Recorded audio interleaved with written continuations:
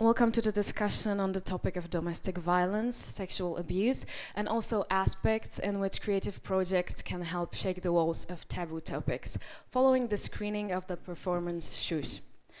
It's my pleasure that I can host a discussion that deals not only with the topic of the performance, which is primarily domestic violence, but also with the impact of any form of abuse on life.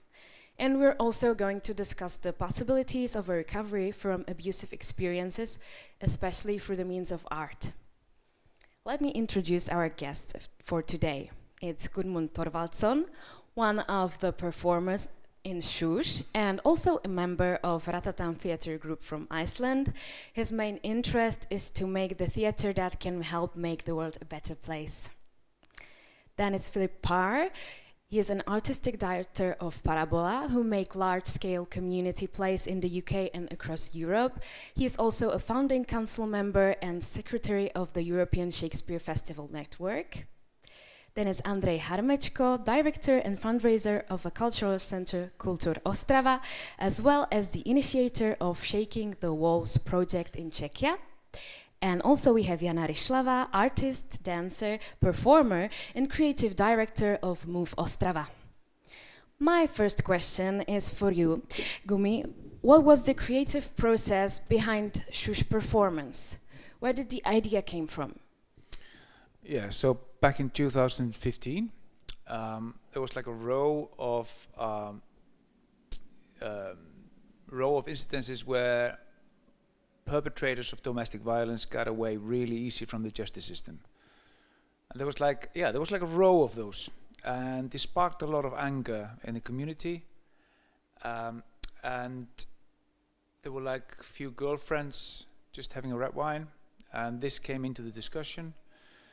And after 2 more glasses of red wine, they started talking, and they realized that they had all experience of some kind of abuse or harassment through their life, and they just decided we have to do something about it. It's time.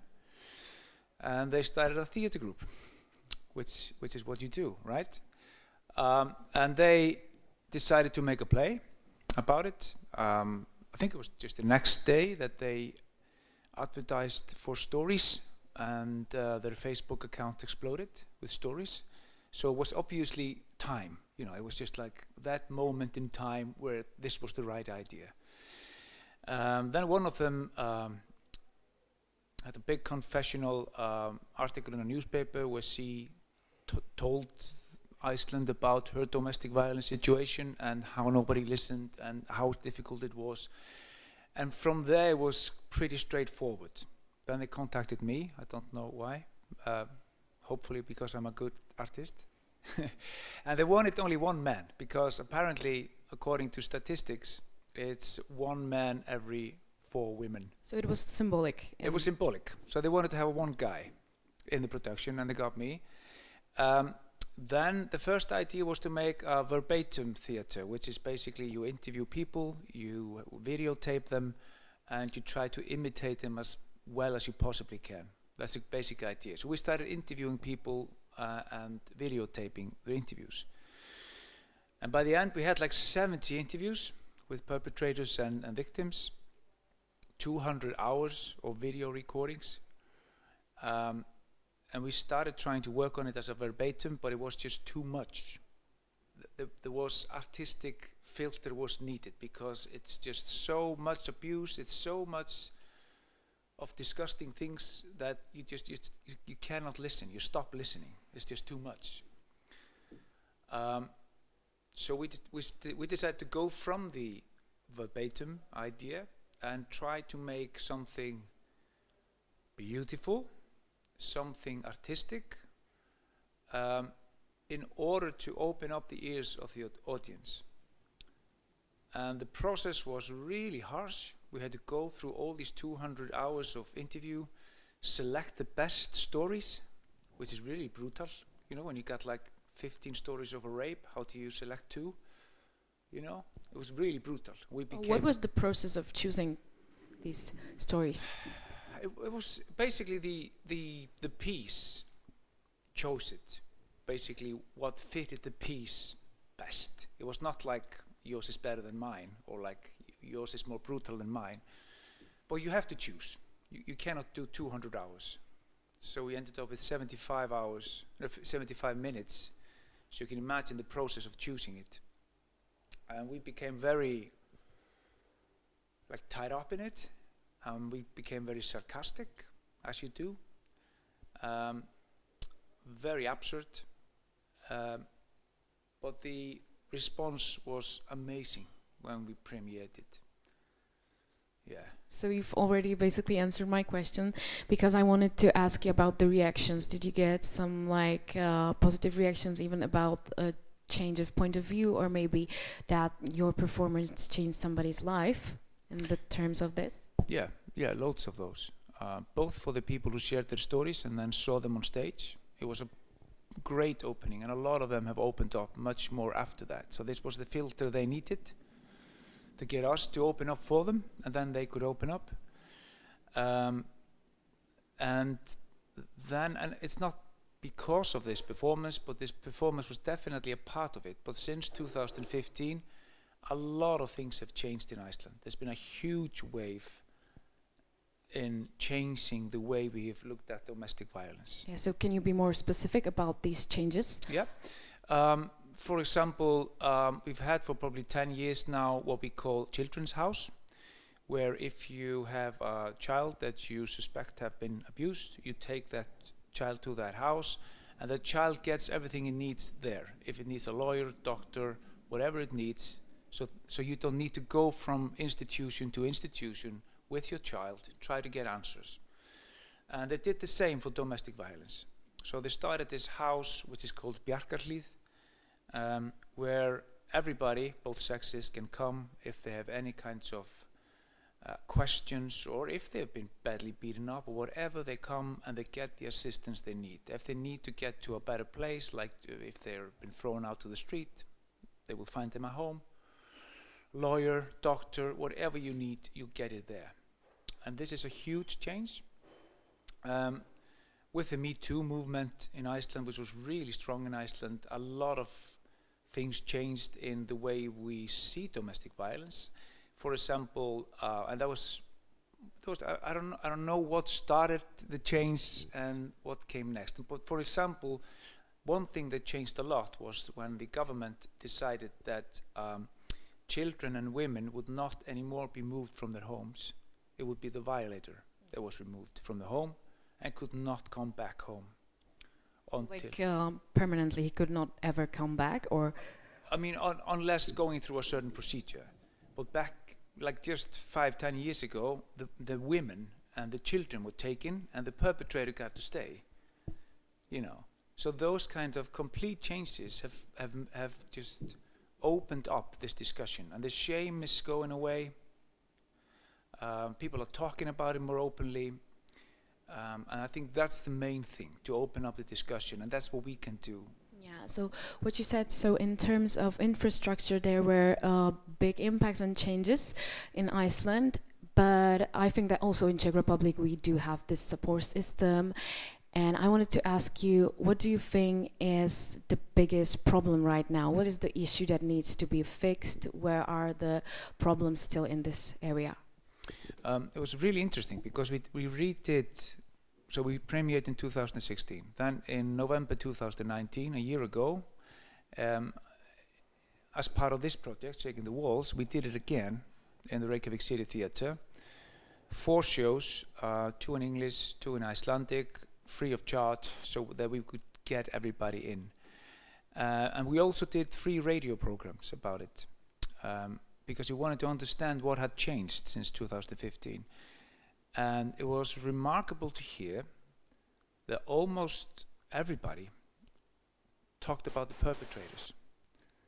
That now it's not a shame anymore to have been abused. But if you're a perpetrator, be it a man or a woman, it's a lot of shame.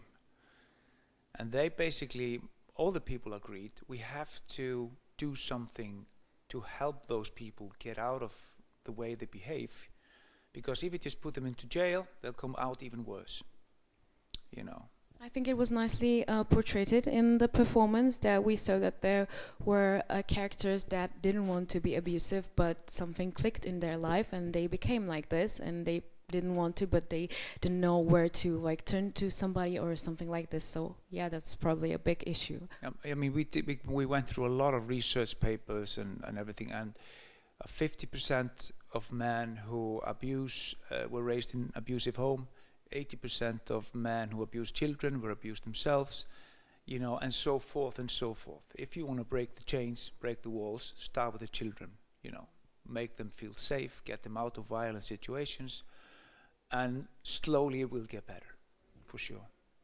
So we're talking about the reactions. I would like to ask all of you, what did you think about the performance? What kind of impact did it leave on you after seeing it?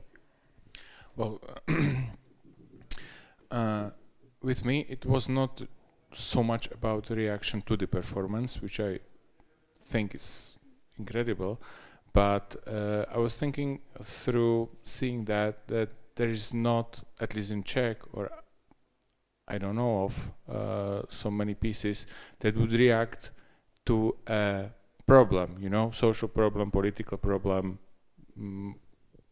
current problem that is happening in the society. And this is something that is very important, you know.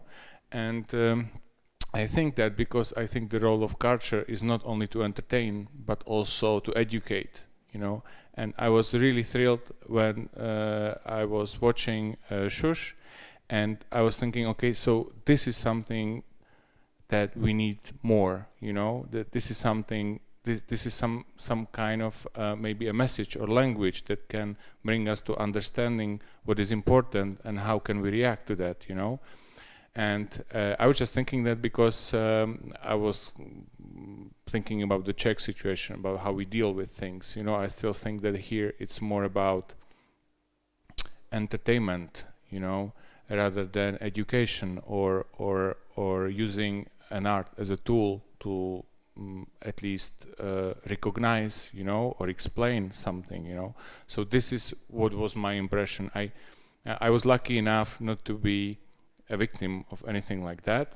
It's shocking, and I think everyone should see that, you know, because the line between abusive and non-abusive behavior is very thin, and sometimes it's just talking, or it's just some sort of a non-standard reaction that is repeating in your life when you grow up, and it's shaping you as a child, and then you just keep it, you know, when you're adult for throughout your adult life, and you're basically giving that back to the children you have. So this particular subject, it's not really very easy to look at, but it's also extremely important, you know, not to just shut the door and you know, leave it behind the door. And it was actually in the plane. There were situations when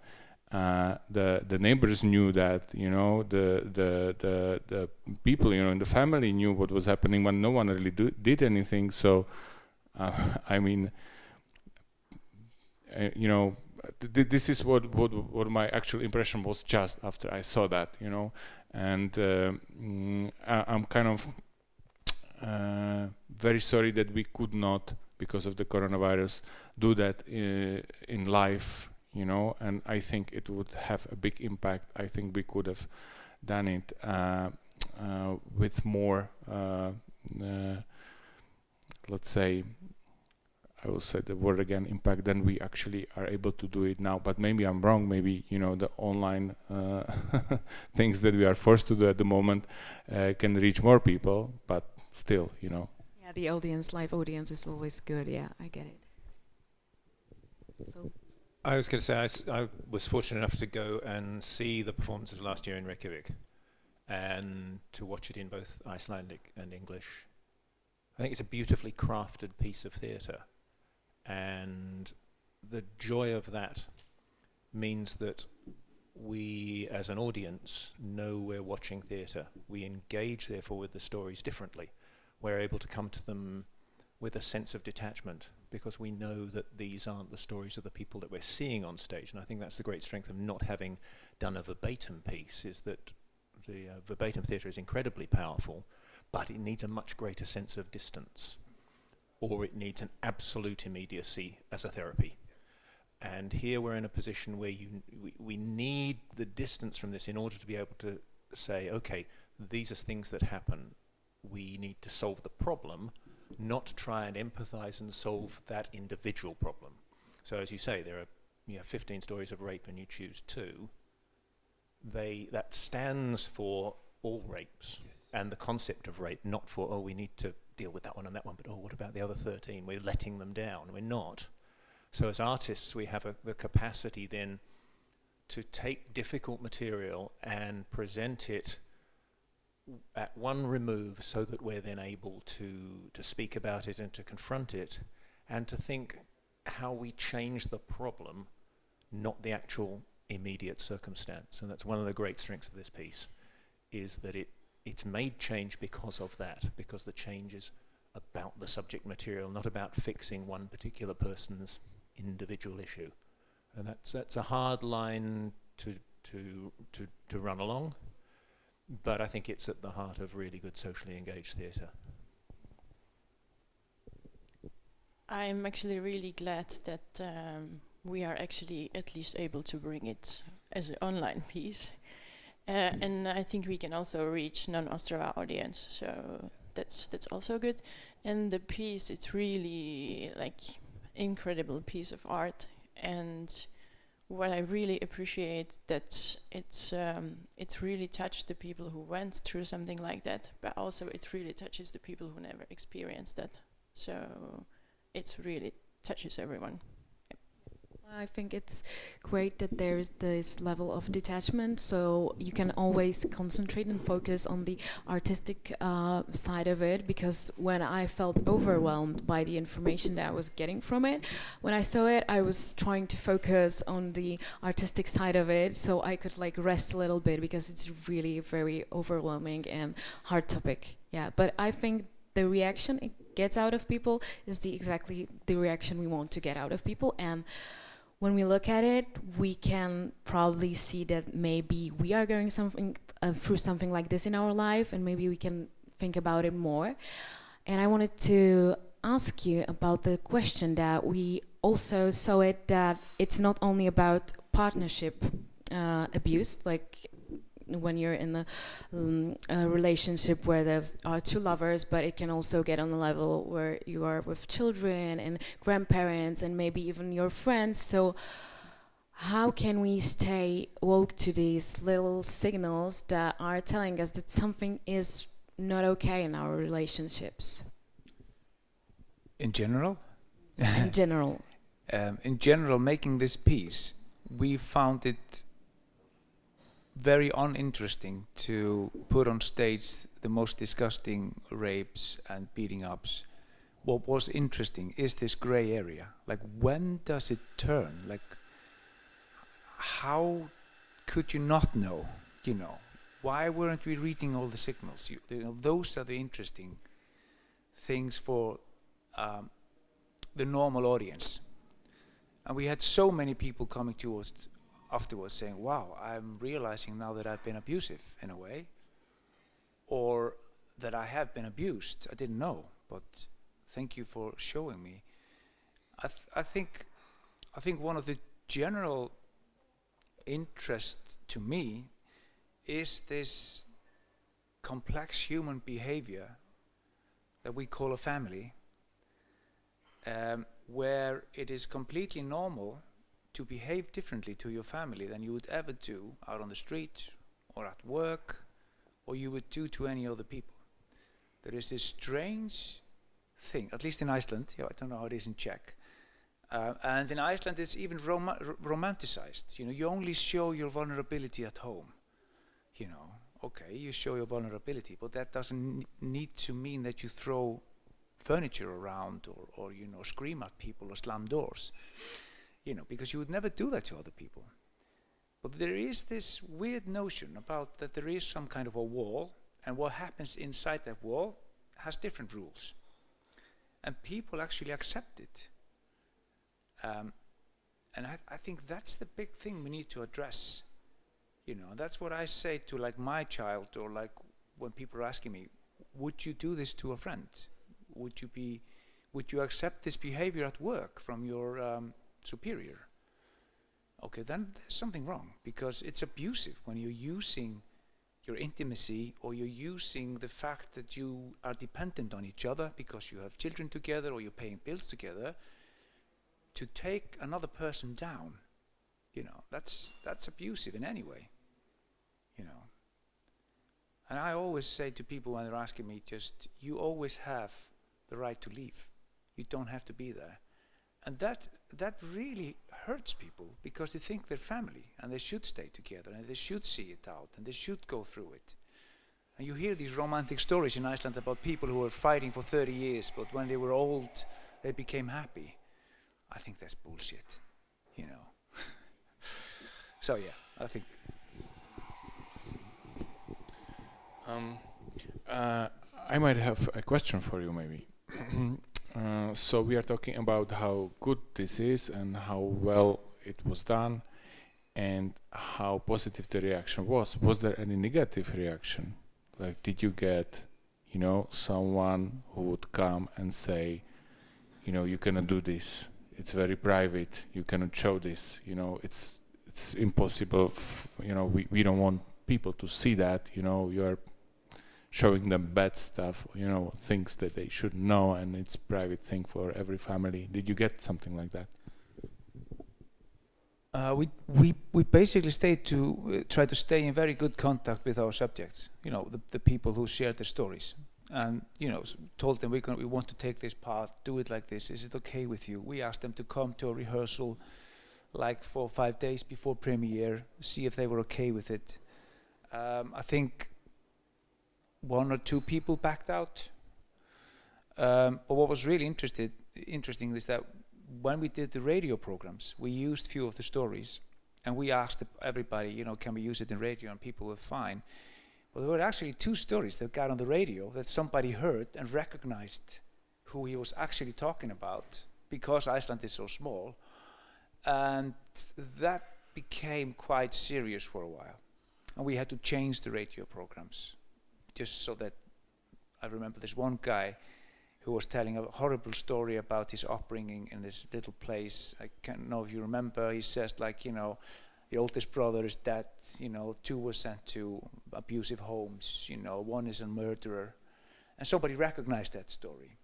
And like he said himself, those people are not nice people. You know, they're going to come and kill me, you know, because they're that kind of people. But we managed to solve it. We took it out. We like softened it in a way. So it was fine. I mean, yeah, there were people, of course, especially theater people who are used to entertaining, who came to our show and they didn't like it. But that's fine. I don't care. I can go and see a farce or a musical or whatever. So, of course, a lot of people didn't like it. But more people liked it. And I'm proud of that. You shouldn't do art to please everyone. That's just, that's bad art, I think. Okay, so. Yeah, I don't know that you necessarily want to like it. You want to appreciate it as good art and hate it in a way. But I suspect they were not liking it for the wrong reasons. I think the people were probably upset that they wanted to see something like funny or amusing, and then what was the process of promoting this performance? Did you give the people heads up that it's going to be like this, or did they just came in and they were like, yeah, it's going to be about domestic violence, but they thought it's going to be a bit more like light? Yeah, dance routines. No, we were always really open about it, because it started as a feminist movement in a living room, and they said on Facebook, please share your stories, we're going to make a performance, you know. So from the very beginning, and then they did what's it called, like a group funding, crowdfunding. We did the crowdfunding, and it was very open what we were going to do, you know. it wasn't until we started working on the material that we realized that we were not going to do a verbatim, and we were not going to do all the stories. We had all kinds of ideas. Maybe we do them all, and just have 200 hours of performance, or maybe we just do one, or we had all kinds of ideas. So maybe I think the biggest surprise to the people who came to see it was how much of a theater piece it was. And that, of course, the credit for that goes a lot to our director, Charlotte Bøving, who is absolutely amazing in doing this, threading the line between very uncomfortable, and then there's a clown scene. And then you go back, So we really had to test. And we were, to the last minute, we were cutting out single lines and putting in lines somewhere else, because we were trying to find how far can we push the audience before we have to take 2 steps back, and then we push again, and then we take it back. So it was a very interesting process, and we were changing it until the day of the premiere.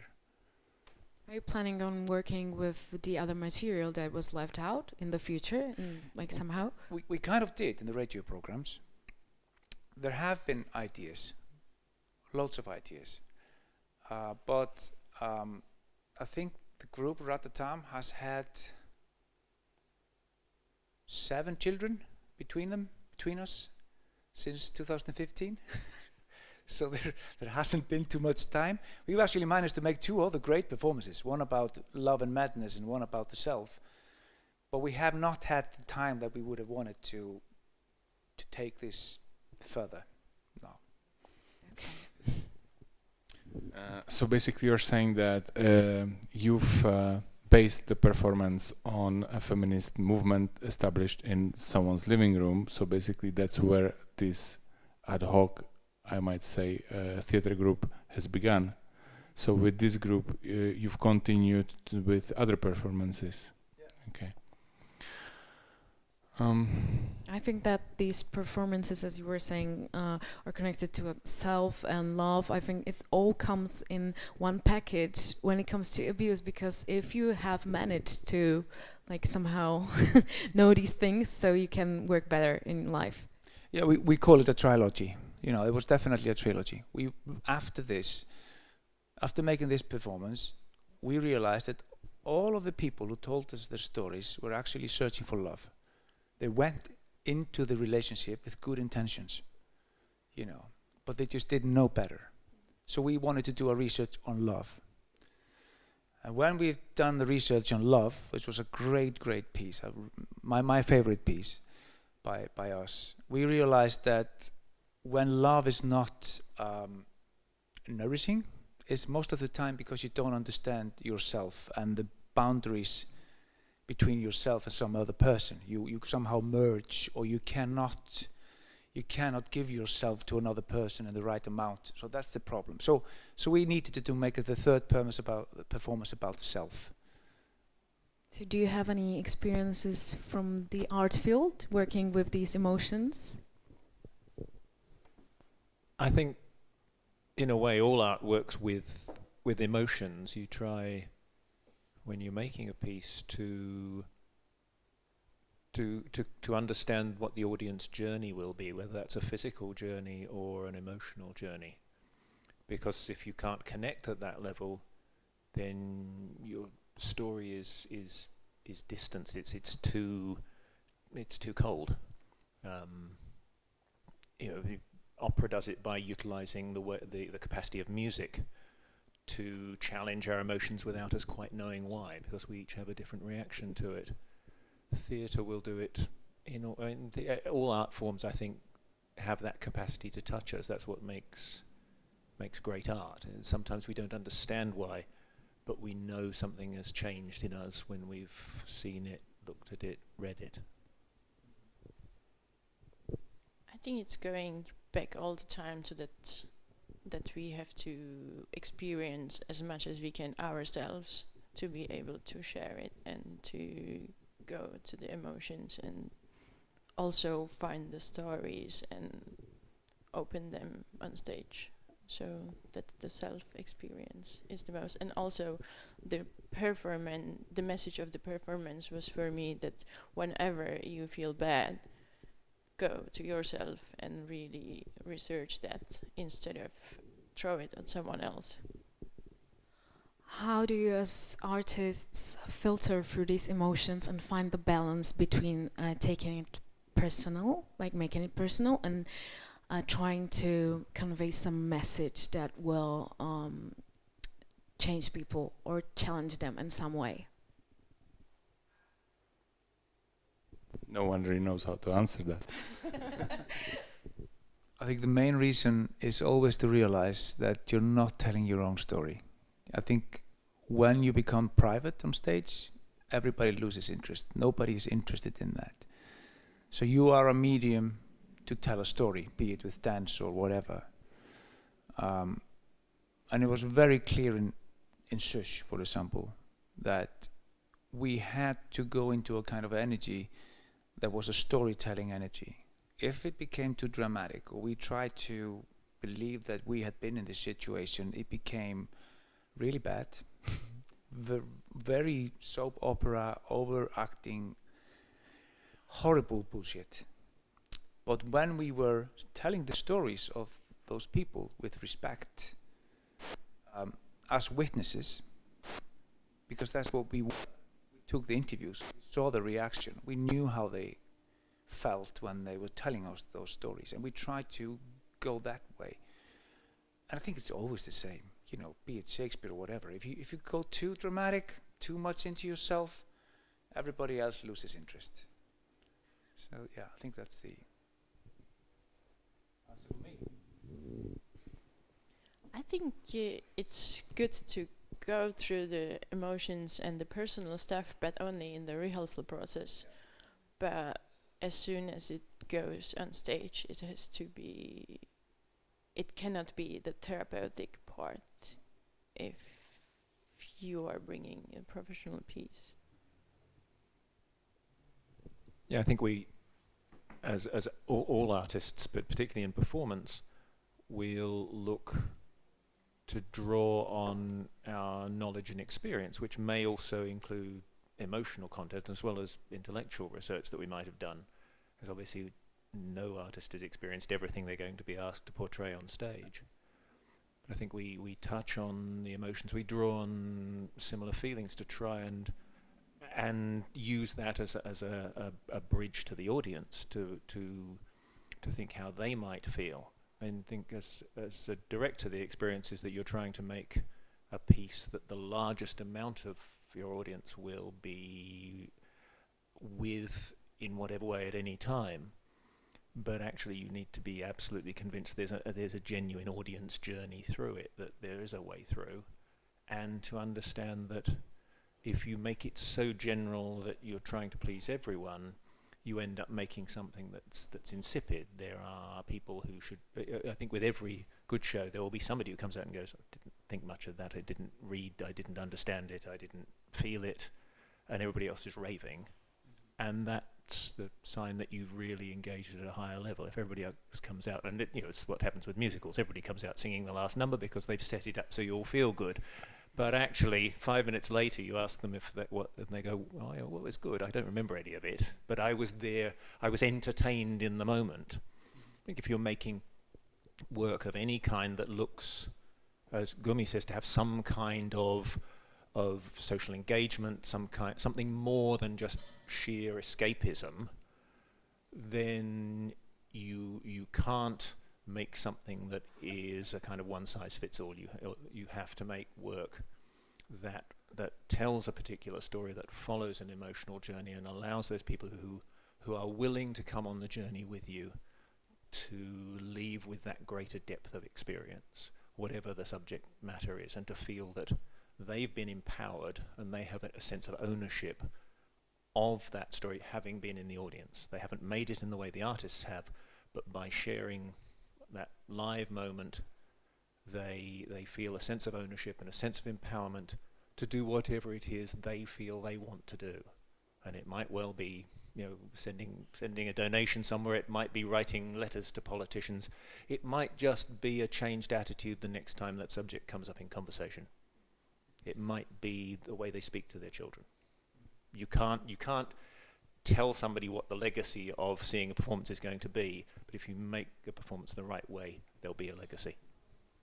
So you basically have to work in a manner that will make room for dialogue and not like just putting out there something that you want to air out, but you have to make room for the people to react back in some way. Absolutely. I mean, theatre is a two-way process. Theatre doesn't exist if there's not some receiving audience, and that's one of the challenges of this year, is to think, actually, how do we find an audience when we're so used to being live and looking them in the eye? But the work that has succeeded of the digital work that's been made is the work that said, our audience is here within the piece, and we should know at all times who we're playing to, not just playing into empty space and saying, aren't we beautiful, watch us. And that is what makes artificial art.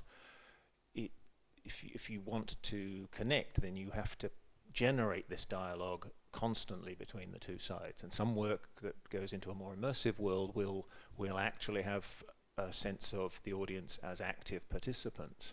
But at the very least, they need to be considered within the piece. What's their role, even if it's purely as a knowledgeable observer? This is the last, let's say, activity or part of the international project Shaking the Walls. And within the project, at least in Ostrava, we've been through different topics. And we also did a big production called Brave New Life, which was dealing with the topic of disinformation, manipulation, things like that. So within the project, we wanted to focus on the walls, of course, metaphorical, but like actually saying that there are different problems, unspoken of or spoken, or probably very hard to recognize for many people. And we are going to reveal them, help people to understand, but with kind of trying to guess what the wall is and trying to fantasize what is the problem, how can you express it artistically. There's a big difference between you writing it, making it up, and trying to base it on a different experience that you read about, stuff like that, and actually hearing the concrete people who've been through the experience and telling the story. Yes, of course, you need to put yourself into it, but not too much. It's a thin line. Always. It's always a thin line, no matter what kind of theatre or dance you're doing. I think it's interesting too that there's so much at the moment about making performance that requires the performers to have a lived experience of something. And on one side there's something very good about that, because it invites people into the process, but it rather defeats the purpose of theatre, which is a distanced portrayal. We go into a particular building to watch it. You've already distanced at that point.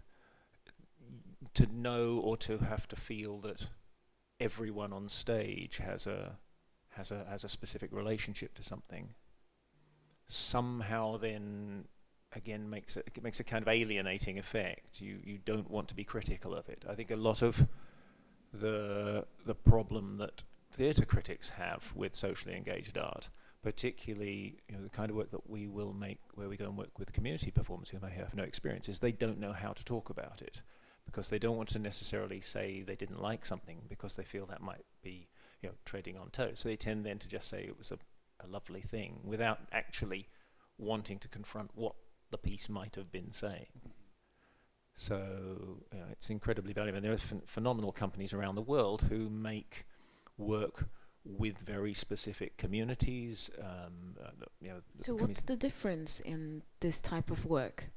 Well, I think that if you want to tell the story, say, of the homeless, then it's important to say that those stories need to come authentically from homeless people. Sometimes it's really important that the people on stage have had that experience, even if they're not telling their own stories. But sometimes it's interesting, as with Shush, to see this at one remove. So you think about the problem and not about the immediacy. In a way, we need both. It's it's valuable to see a company that's made up, say, of ex-offenders talking about a prison experience, because you know that they're definitely going to be telling it from the heart. But you need the whole counterbalance, I think, through there. What are the possible positive outcomes of this type of work with community, both for community and even for the audience? I think, well, from the community's point of view, it's a chance to have a voice. It's a chance to have ownership of the material and to present it in a different way, and perhaps through that presentation to gain a different sense of access. So you can often access those power brokers and opinion formers, politicians, by bringing them to a theatrical presentation in a way that you might not if you brought them to a series of speeches, because they would feel that was a different kind of activism and not one that they can necessarily engage with in a detached way. And I think for audiences, perhaps it's easier to go to something that has an artistic remit, and through that to learn about the subject material. There are several companies around the world whose manifesto says we're not here only to make art, we're here to change policy, we're here to actively change what happens. There's a company called Big Heart in Australia who says if the work we make doesn't make the government change the law, we haven't succeeded.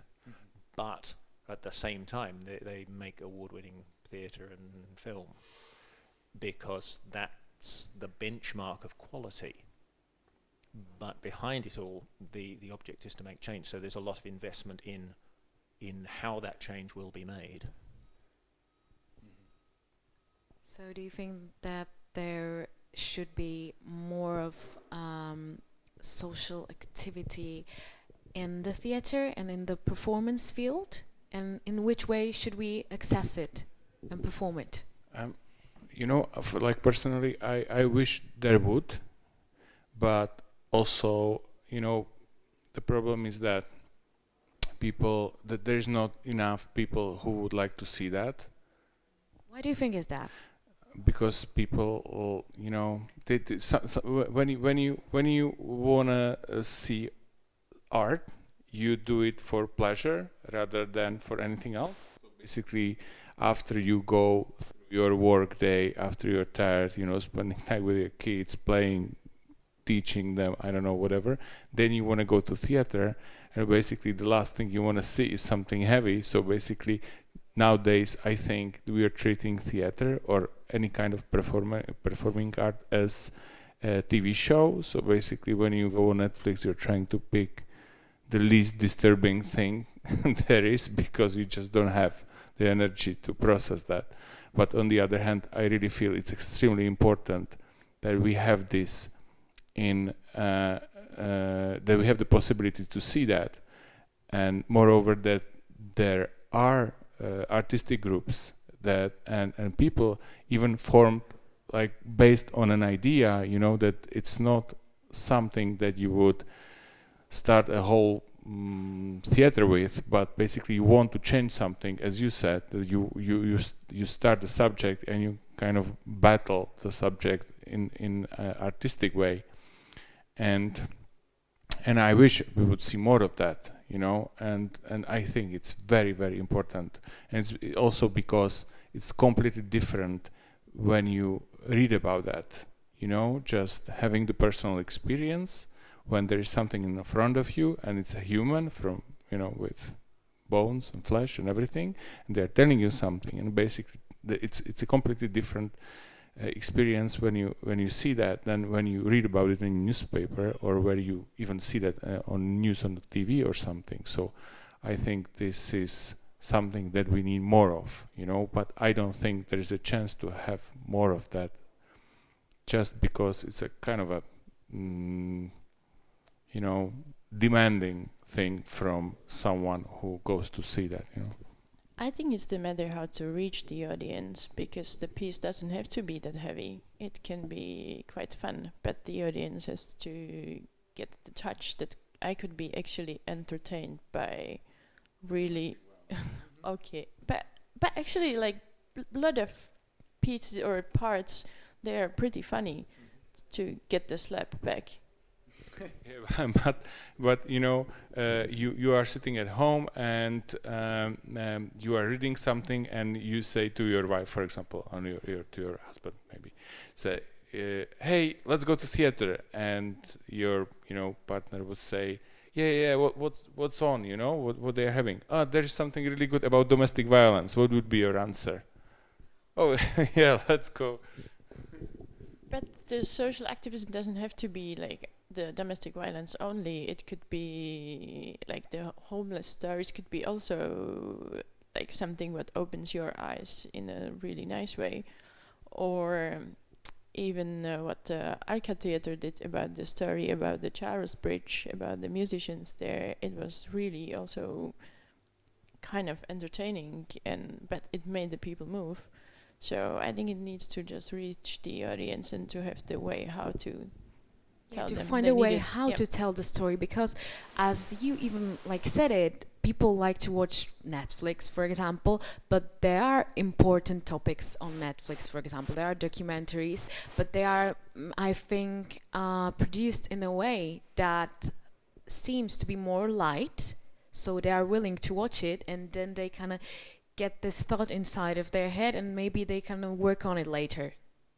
So how do we find a way of doing it with live performances or online performances these days? I think we just need to be brave, not give up, and I think eventually things will change, because we cannot compete with Netflix.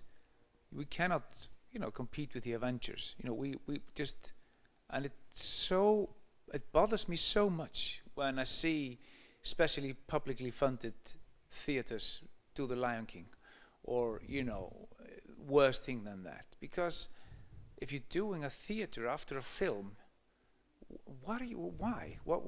At least I think you should always ask yourself, like they do in Australia, how are we going to change the world? Why do we need to see this now? And I believe that if we keep doing it, and it doesn't need to be serious, I've seen brilliant stand-up comedians slap me so hard that I will never forget, laughing but still getting the slap. So it doesn't need to be serious. It can also be funny and nice, and it can be musical. It can be whatever, but it should be with a strong message, because I think if we're going to try to compete with Disney and Netflix, we are going to lose. I think the future of theater is that we can actually have a proper contact with people and talk about something that is really needed to be talked about, be it serious or not. Domestic violence or doesn't need to be that serious. Our piece about love was a musical experience set up as a circus, but it still got people crying and laughing and whatever. So I totally disagree that we should think, if I put it up and it's serious, nobody will come. I think eventually the husband will come and say, "Listen, everybody at work talking about this domestic violence piece. We have to go see it, don't we? I'm the only one left out. Everybody's talking about this thing." So basically making it sexy, like making it a little bit of a trend, like the new trend. Yeah, absolutely. Sexy, yeah. Okay, no, I get you, yeah. I think it's about not compromising the fact that you want to make both wonderful art, but also to have some heart to it. I mean, one of the best pieces of large-scale street theatre that's been touring for 15 years is a piece called As the World Tipped, which is entirely based on the results of the I think it's the Stockholm-Copenhagen summit on extinction, which is spectacular. It's a big piece of aerial theatre. You've probably seen it, but it's an amazing piece which starts on a flat platform and which slowly tips up and turns into a piece of aerial theatre. You need to place to 5,000-10,000 people at a time, but everything about it is a serious message about what we're doing to destroy the world. But it's still phenomenal entertainment, and you go away thinking about that, not in terms of 1% or is it 1.5% or is it 2%? Hang on, or 2 degrees, or what is it? Help? I don't. Oh, it's just numbers. Forget it. It won't make a lot of difference. It's only little. But actually feeling engaged by the subject matter and wondering, and taking that into the way you next have to engage with it intellectually. So the next time you read an article on something, you're somehow humanly connected. And I think that's the role of the artists, is actually, I'm going to have a go at Andre now, it's the role of the artists to make sure that it doesn't feel like it's dry and dull and not entertaining in a sense, not as in terms of a kind of populist entertainment, but that it doesn't have, it's not engaging, I think is the point. Our job is to make. Yeah, I was being a little bit a devil's advocate. I wasn't really mean that we should, that everyone thinks that theater is something on Netflix. But since we are talking about it, like, what do you think is the future of theater? Do you think that in 50 years we go to see an actor on stage? Absolutely, because we cannot lose human interaction. And it doesn't matter how much we engage through any kind of mediated form, or we gain control of media through artificial intelligence and other things. At the heart of going to a live performance is seeing that person do something. That's why we go to watch Usain Bolt run the 100 meters. That's why there's an equal visceral response to listening to a singer or to watching a dancer do something that we can't do, that we know is as a supreme human physical act, where they use exactly the same physical structure that we have, but they do something we can't do. A great actor can do that. A great actor can make you cry. With the best will in the world, you probably can't make me cry. Yeah, well, I'm just saying this because during the coronavirus pandemic, there was a lot of opinions about how our life is changing and how everything will be online now. Like the companies will just stop renting the offices, and how it's easier to be on home office and online and Zooming and Teams and Google Meets and whatever. And there were some forecasts by huge investment companies that they usually, they always forecast life because life is money and whatever. So they think probably they understand most of it. And like many people who are, I think, very smart were saying that we should prepare that we will go online. And that was with regards to theater. And I just cannot imagine this would happen. Like, it's almost impossible for me, personally, but I just wanted to know some other opinion, because I don't think this is how it will happen. This would probably just mean the end of the society. I think one of the great joys, in a way, of having to work digitally is that we've discovered how to do it in a smoother, more efficient way. I think more work will be better recorded and captured so that it can be shared more widely. So we all just come back from the Shakespeare Festival in Gdańsk, but they've had people watching performances there from as far away as the Rocky Mountains. They can monitor that. Well, those are people who are never going to come to Gdańsk to see that work. And for the smaller scale work, that work probably won't tour. It's too small. It's in Polish. It's not going to travel. That audience isn't going to travel. So we can access things that we wouldn't otherwise access. And I think we'll all take advantage of that, because it widens our connection. But at the heart, you have to make the piece, and you have to make the piece with an audience in the space with you, so that audience can reflect the audience who are watching down the line.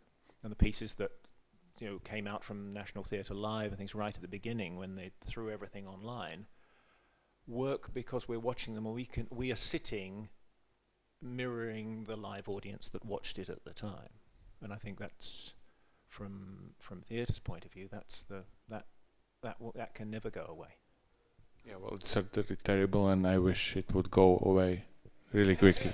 Do you think that, except for the obstacles that we have now with the situation of the pandemic, do you think that one of the obstacles could be the kind of privileged way of the artist, that the way that they present their performances that people feel like they don't understand it, they don't fit into that group, and that they are going to be preached when they come to a serious performance.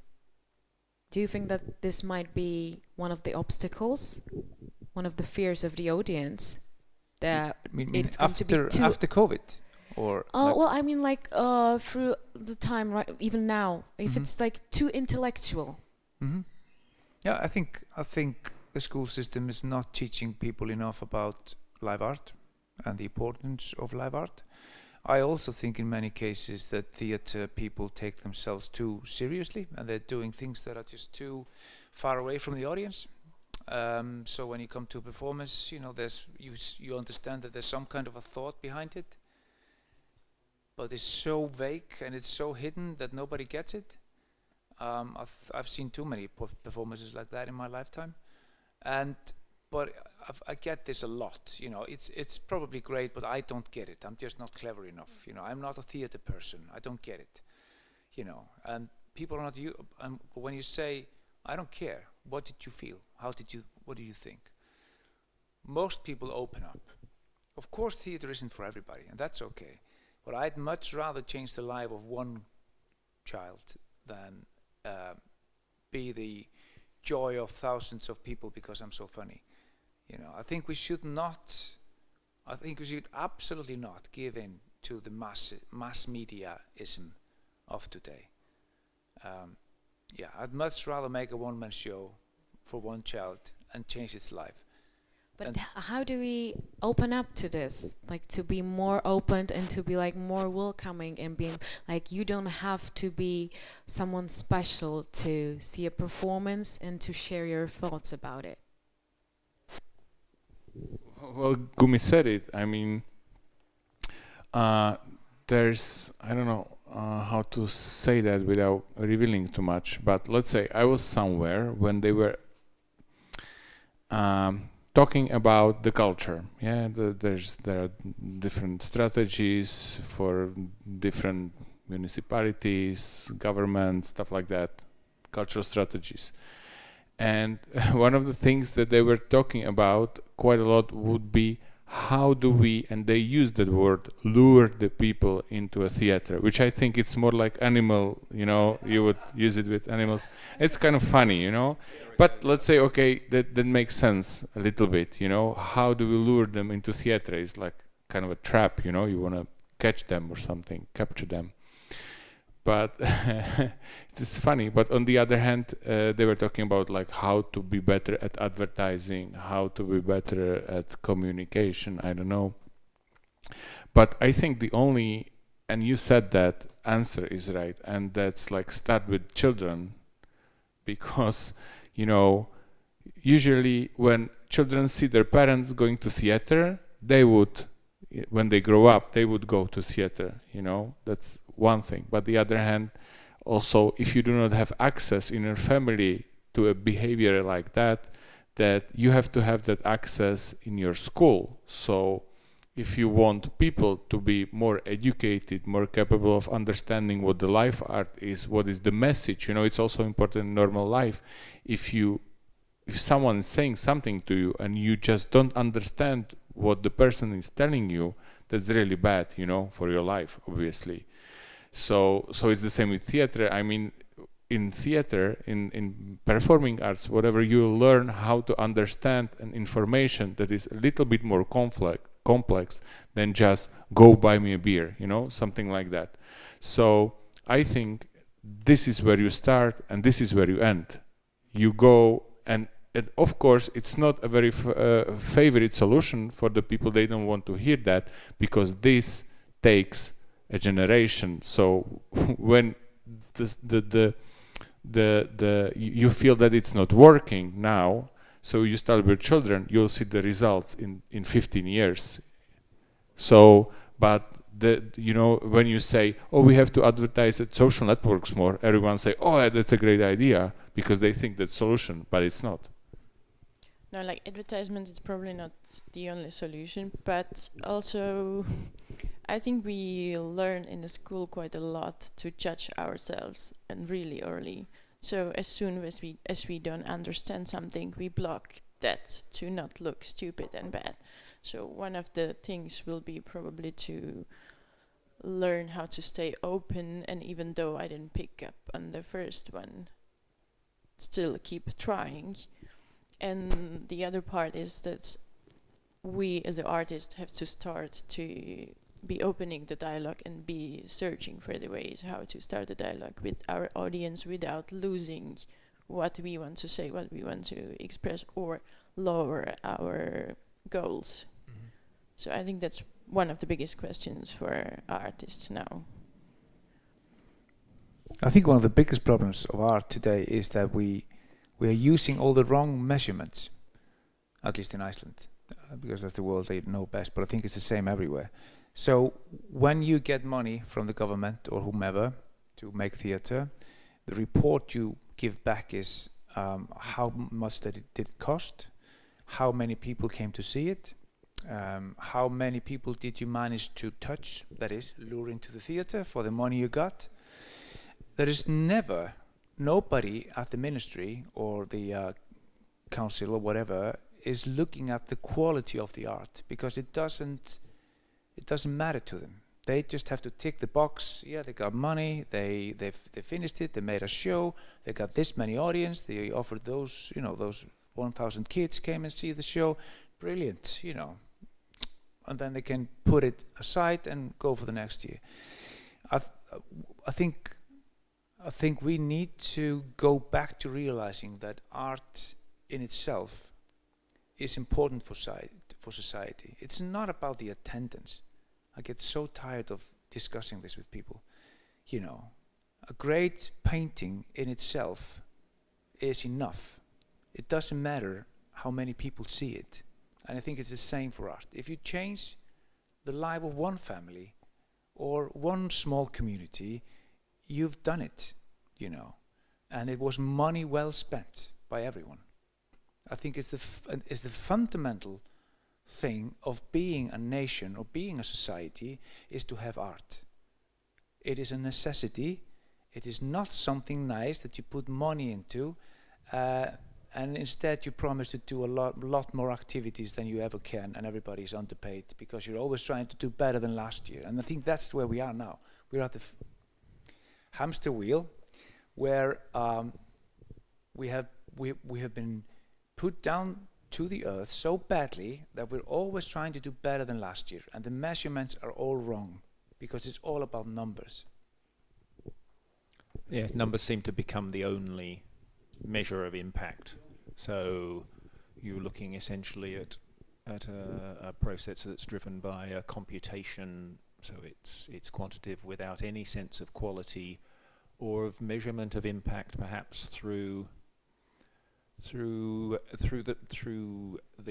anecdotal and case study material back from the people you've been working with. As Gumi says, if you go and work in a small community, I once took an opera to a town in Denmark, and we'd been travelling around Scandinavia with this opera from Scotland, and we turned up to play this last date, and it's a big exercise, and 5 people came, and we were very depressed. And we went to breakfast the next morning, and the woman who was serving in the hotel breakfast said, "Oh, I came to the opera last night. It was great," she said. So we felt a little better. She said, "It's the first time we've ever had opera here." She said, "Next time I'm going to take all my friends." And we thought, okay, that's all right. 5 is good then. That's 5 times. We've done a job, but somebody has to do that. The figures are terrible. The seat subsidy on 5 people of an opera company is quite substantial. But the point is that in that community is somebody who's not an academic or a musician or an artist. It's somebody who serves breakfast in the hotel who now thinks opera is something you can go to. It's for her. So therefore it's for her friends. Opera is perceived as something that's exclusive, that certain people go and certain people probably shouldn't go. But not in that town, because she advocates for it.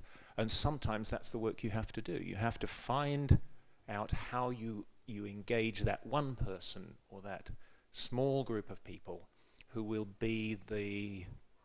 feel empowered, feel that sense of ownership. And if that's our job, is to create that ownership, whether it's of the material or whether it's simply of the process of going to art and culture and feeling that you have a right to it.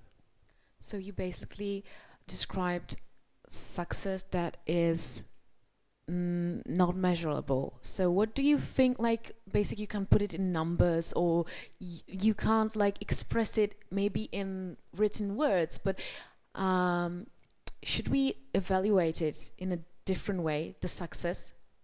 What is the way that we should do it? I think you can if you write that story down and explain it in that way. But conventionally, the report form that we all have to fill out doesn't leave you space for that. It leaves you a box and says, please put a numerical answer only in. How many people came? 5. But what I wanted to say was, they all thought, and they promised to do this. No, 5 is what you get to put in there. So you cheat, or you lie, or you fudge it around in some way, or you're honest and you never get any more funding. Because you failed. But did we fail? So for what we should, as artists, advocate in the terms of this? Well, I have something to say because I'm not an artist. So I think no, because I usually think about different stuff than maybe you do. But what I realize is that the problem is that when we do our work, like organizing cultural events, actually directing, acting, stuff like that, it's so time consuming and exhausting, you don't really have time to do the accounting, the paperwork. So this is what we have to do, I don't think it's enough for the people outside of our sector to tell them that this is important, that 5 people is important, that changing the life of one person is important. I don't think it's enough because they grow up on the numbers. So most of them, like, the world is money oriented. So what's the measurement on success is the money. It's not in art. It's impossible, So basically your success is measured by, as you say, impact, or people being, I don't know, smart, more understanding, more different, the change in communities, the change in maybe how the cities are built. There's so many different goals within the art, or creativity, that you can say that it's not always about money. So how do you translate this to a language that is common to other people? So I think we have to find the time in the near future when we do not really quantify or what we do, but we find metaphors, that we actually find some, that you go and try to find a very good metaphor. For example, there's so many cars produced every year, so the art does, something that is understandable within the same metric. I'm kind of talking on the edge of fantasy at the moment, but I'm really sure that there is a possibility how to do this. There is a possibility to say in the same numbers how this works out. I think this is what we don't do enough, and it's very hard for us to do, because all we do is filing papers like the culture center we have here. We are not a culture center, we are an accounting company. All we do, we are just copying invoices and putting stamps or something, and like asking people for receipts or doing something else, and it's just almost impossible. So I think it would be very important in the future to try to find a little bit different argument. We all know, we are very convinced, and we are very sure that it is important. But I think to survive, we will have to go further. It is a constant battle for all artists and companies, I think, to work between whether they are a business or whether they are creative. And sadly, to be creative, you need to be a business. And sadly, government quite likes the idea of the creative industry, which forces it even more into a business model. And it's the joy is we are creative. We ought to be able to learn the language that works, or at least to create it in some way. We just need to find a way to translate it for people so they understand it, basically. So in terms of shaking the walls and breaking the taboos, what walls should be shaken, do you think? What do you think? I think for me there's a wall that working across the whole project I've been able to see, which is around a sense of fear. And I've been doing some work with other colleagues about fear of the other as the nature of what causes discrimination. But I think there's something around looking to see how you can help people through whatever that fear is. Because if you want to walk through the hole in the wall, then somebody just has to help you and maybe come with you, show you the way through.